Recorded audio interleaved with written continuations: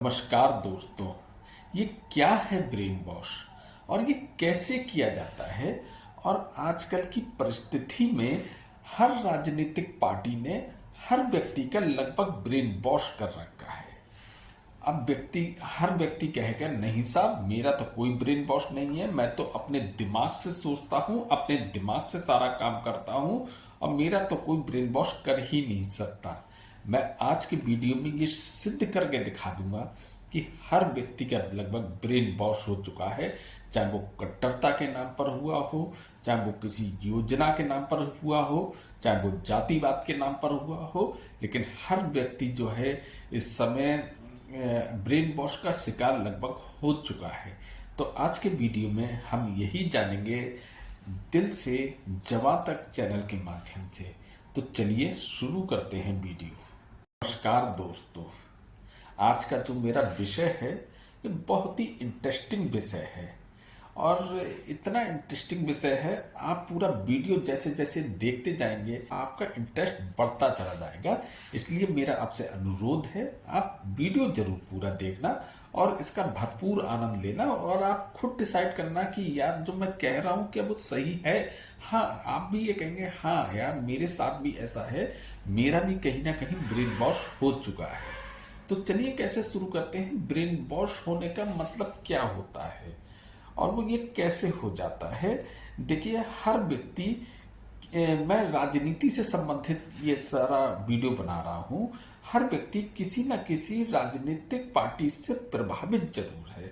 अच्छा, आप ये देखेंगे कि आप जिस भी पार्टी से प्रभावित होते हैं, आप उसकी अच्छाई और बुराई दोनों नहीं देख पाते हैं।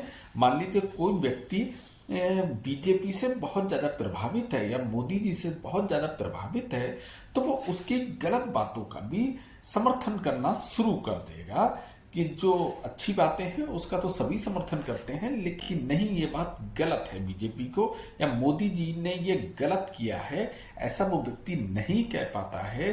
अगर जो बीजेपी का समर्थक होगा वो उसे कांग्रेस हो गया, आम आदमी पार्टी हो गई या तमाम विपक्षी पार्टियां हैं, वो उसे गलत ही लगने लगेंगी। वो उसको सुनना ही नहीं चाहेगा, वो उसको समझना ही नहीं चाहेगा कि आखिर ये भी तो सही हो सकते हैं। या कोई व्यक्ति अगर मान लीजिए राहुल गांधी से प्रभावित है या केजरीवाल से प्रभावित है या अखिलेश यादव से प्रभावित है या मायावती से प्रभावित है, मैं विपक्ष में इन्हीं लोगों का क्यों नाम ले रहा हूं क्योंकि ये कुछ बड़ी पार्टी प्रभावी पार्टियां हैं, बाकी सारे विपक्ष को मैं एक साथ कह सकता हूं। अगर आप इससे प्रभावित हैं तो आपको बीजेपी या मोदी जी गलत ही लगेंगे, चाहे वो कितनी भी अच्छी योजना लाएं, कितने भी अच्छे कार्य करें, लेकिन आप उनका समर्थन नहीं करेंगे। तो ऐसा क्या बात है भैया?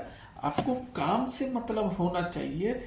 कोई भी व्यक्ति काम करे, चाहे वो पूरा विपक्ष मिलके काम करे या बीजेपी काम करे, अगर अच्छी बात है तो उसका समर्थन अच्छाई में करना चाहिए।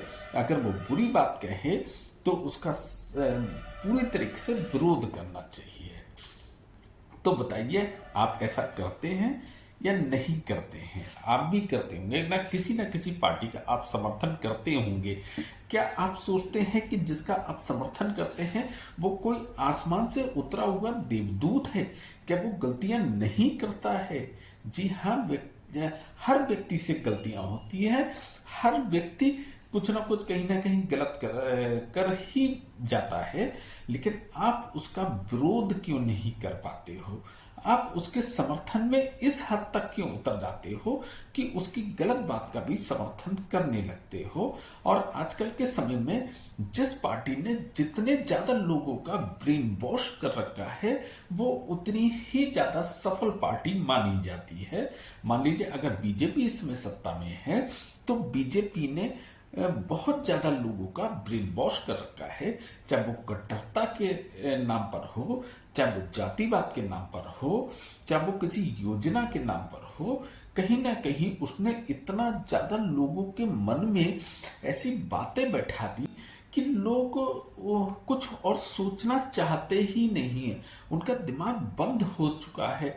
उन्हें ये पता ही नहीं कि सरकार का असली काम क्या है, सरकार को क्या करना चाहिए। अच्छा, मैं आपसे एक चीज पूछना चाहता हूँ कि कोई सी भी सरकार हो, किसी भी पार्टी की सरकार हो, क्या आपकी जिंदगी पे कोई फर्क पड़ता है?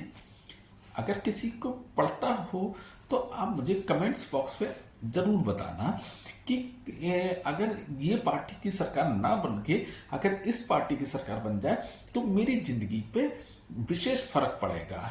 नहीं जी साहब, केवल जो राजनेता होते हैं, जो उनके आसपास के जो लोग होते हैं, जो उनका एक एटमॉस्फेयर होता है, जो वो उसमें खड़े हुए होते हैं, उनकी रातों रात जिंदगी बदल जाती है।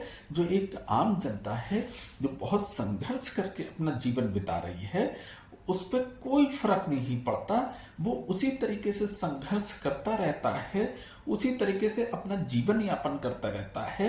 लेकिन इन राजनेताओं के पीछे वो लड़ने मरने को जरूर तैयार रहते हैं। आप देखेंगे कि जब भी चुनाव आता है तो बहुत सारे कुकुरमुत्तों की तरह बहुत सारे लोग पैदा हो जाते हैं, जो उनके समर्थन में जिंदाबाद या मुर्दाबाद करने के लिए तैयार हो जाते हैं।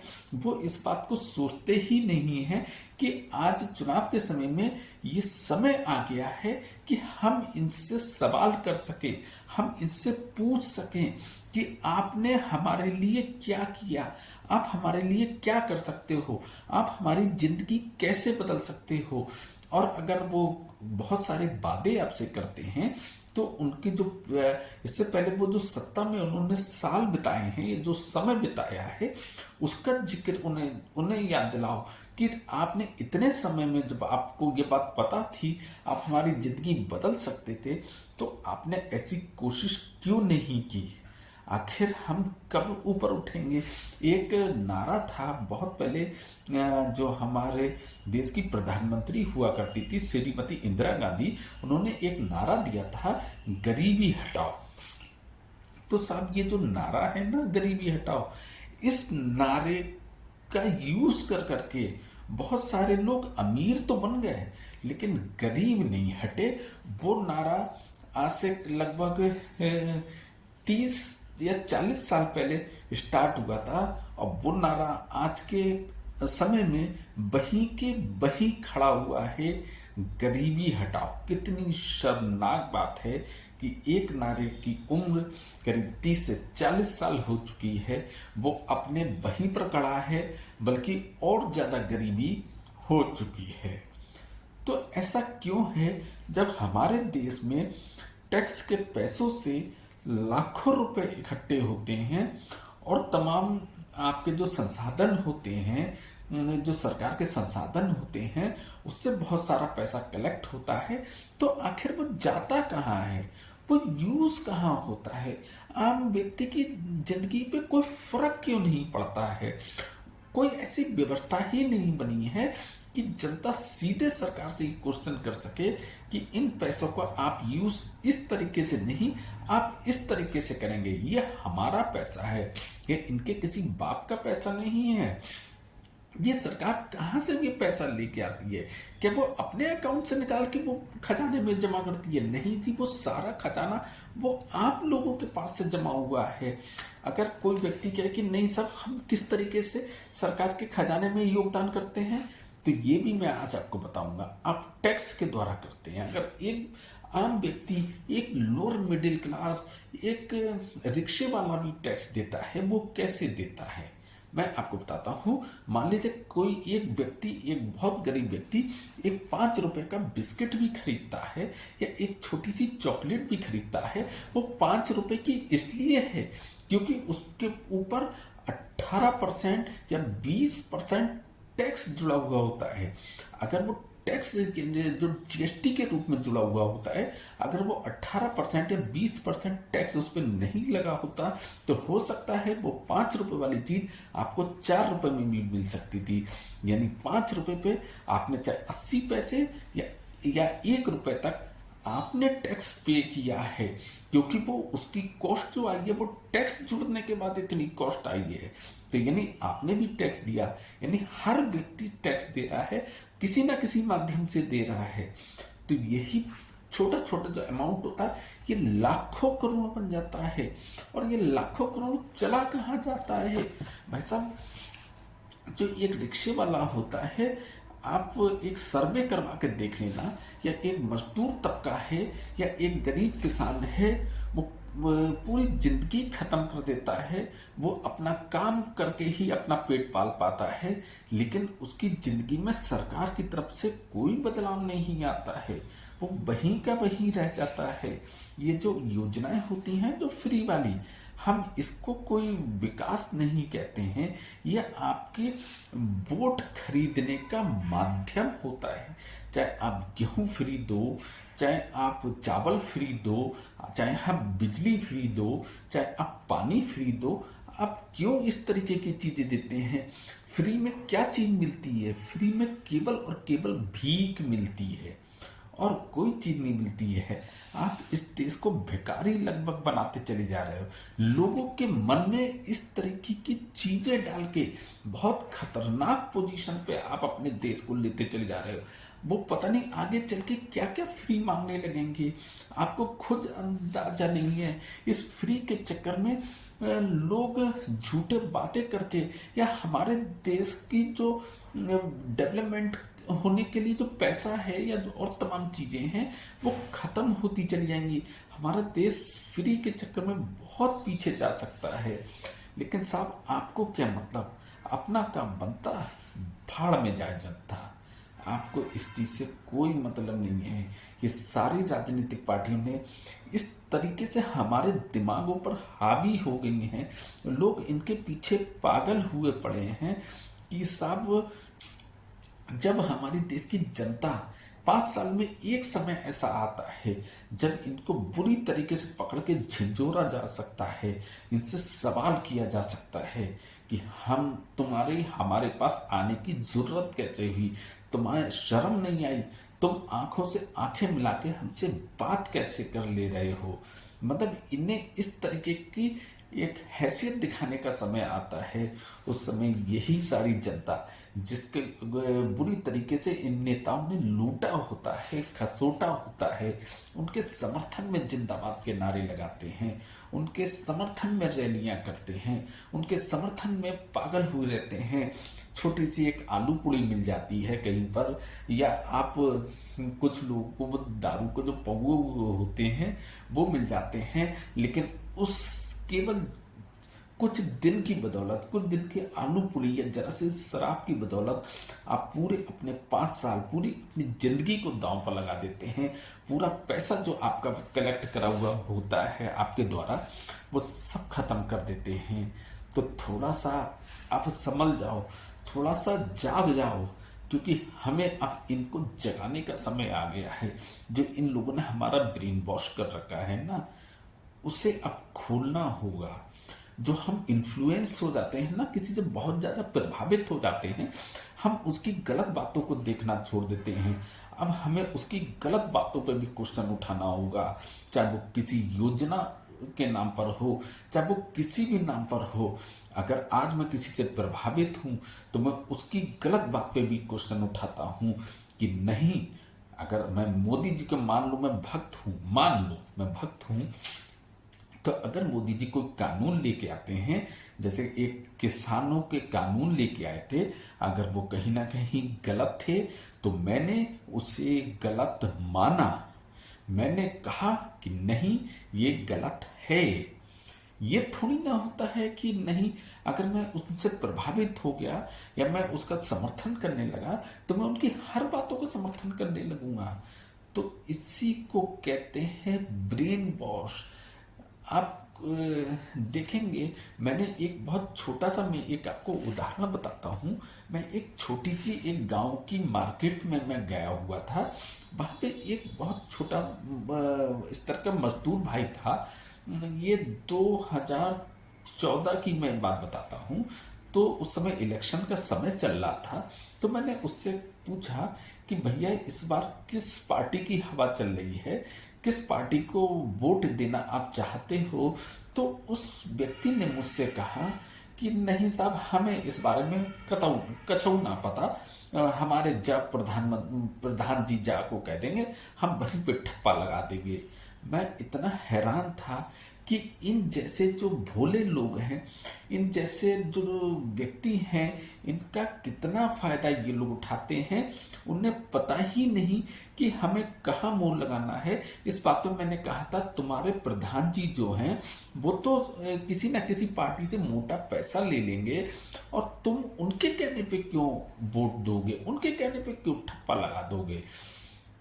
ये क्या आपको नहीं पता कि इस देश का के भाग्य का निर्धारण होता है ये चुनाव। उन्होंने कहा हमें ना पता लल्ला, जहां पे वो कहेंगे वहीं पे हम ठप्पा मार देंगे। तो कितनी खतरनाक चीज है इन भोले भाले लोगों का। ये राजनीतिक पार्टियां बहुत ज्यादा फायदा उठाती हैं। हालांकि मैंने अब ये देखा है बहुत सारे बुद्धिजीवी भी जो हैं, वो जिस पार्टी से, मैंने बहुत सारे न्यूज़ चैनलों को देखा है, उनकी डिबेट में मैंने देखा है कि जो आप गेस्ट बुलाए हुए होते हैं, उनसे ज़्यादा जो उसको होस्ट कर रहे होते हैं वो उस पार्टी के प्रवक्ता लगभग बन जाते हैं। यानी इतने ज़्यादा उससे प्रभावित होते हैं, जो उसमें जो गेस्ट आए हुए होते हैं वो इतना उस पार्टी का समर्थन नहीं कर पाते हैं, उनके प्रवक्ता इतना समर्थन नहीं कर पाते हैं जितना वो उनका समर्थन करते हैं न्यूज़ चैनल वाले। तो ये क्या है साहब, कुछ बदलो, कुछ अपने दिमाग को खोलो। सही और गलत का जब तक आप अंतर नहीं कर पाओगे, जब तक इनसे क्वेश्चन नहीं करोगे, तब तक ये सुधरने वाले नहीं है। जब तक यही नहीं सुधरेंगे, आपकी जिंदगी पे कोई फर्क नहीं पड़ेगा। आपकी जिंदगी जैसी आज है वैसी कल बनी रहेगी, जैसी आपकी है वैसी आपके बच्चों की बनी रहेगी। जैसे आपको लूटा वैसे ये आने वाली पीढ़ियों को भी लूटते रहेंगे, और इनका पेट लगातार बढ़ता रहेगा। ये और मोटे होते चले जाएंगे, ये और अमीर होते चले जाएंगे, और आप वहीं का वहीं रह जाएंगे। देश तो कहने में 1947 को हमारा देश आज़ाद हो गया था, लेकिन आज़ाद केवल हमारे जो नेता हैं, जो बड़े बड़े लोग हैं, वो आज़ाद हुए थे। हमारी देश की जनता उस समय भी गुलाम थी, उस समय अंग्रेजों की गुलाम थी। आज वो इन नेताओं की गुलाम है। उसकी जिंदगी पे कहीं से कहीं तक कोई फर्क नहीं पड़ता, चाहे वो अंग्रेजों का शासनकाल हो, चाहे वो आजकल की राजनीतिक पार्टियों का शासनकाल हो, वो वही की वही रह गई, वो ठगी रह गई। जब जान देने की बारी आई थी देश पर, तो उसने जान निछावर करी थी।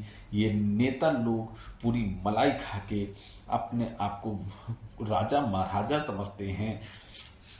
कई बार तो मुझे लोकतंत्र से ज्यादा अच्छा राजा का जो तंत्र होता है, राजा प्रथा थी, वो ज्यादा अच्छी लगती है। क्योंकि एक उम्मीद तो रहती है कि शायद अगर ये राजा खराब है तो हो सकता है इसका जो लड़का है वो अगर अच्छा निकल गया, तो आज जब तक इसकी जिंदगी है तब तक हमारी जिंदगी अच्छी बनी रहेगी। लेकिन ये राजनीतिक पार्टियों से तो कोई उम्मीद ही नहीं रह गई है।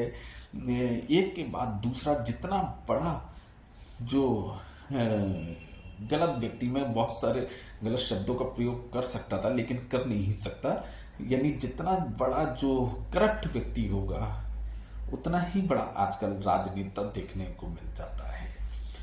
तो अगर ऐसा ही चलता रहा तो हम 1947 में जहां खड़े थे, 2024 में जहां खड़े हैं, और आने वाले 50 साल या 100 साल बाद भी हम वहीं पर रहेंगे। ये कहीं से कहीं तक और निकल चुके होंगे। तो इसी तरीके के मैं ज्वलंत मुद्दे कुछ जो मेरे मन में आता है मैं आप लोगों के संग में शेयर करता हूँ।